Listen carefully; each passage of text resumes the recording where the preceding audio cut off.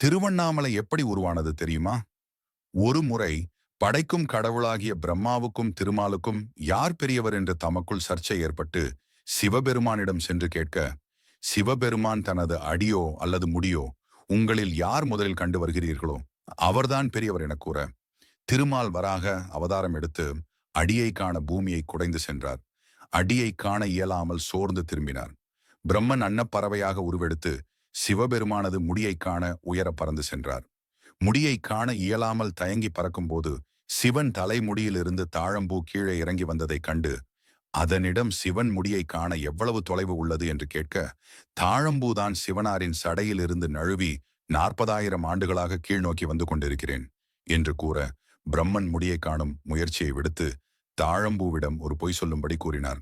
சிவபெருமனிடம் சிவன் முடியை பிரம்மன் கண்டதாக சாட்சி சொல்லும்படி கேட்டுக்கொண்டதற்கு இணங்க தாழம்பூ சாட்சி சொல்ல முற்றும் உணர்ந்த சிவபெருமான், பொய் சொன்ன பிரம்மதேவனுக்கு பூலோகத்தில் ஆலயம் அமையாதென்றும் பொய் சாட்சி சொன்ன தாழம்பூ சிவ பூஜைக்கு உதவாது என்றும் சாபமிட்டார். திருமாலும் பிரம்மனும் தான் என்ற அகந்தை நீங்கிட உலகுக்கு உணர்த்த சிவபெருமான் அடியையும் முடியையும் காண முடியாத ஜோதி பிழம்பாக நின்ற இடம் திருவண்ணாமலை. அது நடந்தது மகா சிவராத்திரி நாளாகும்.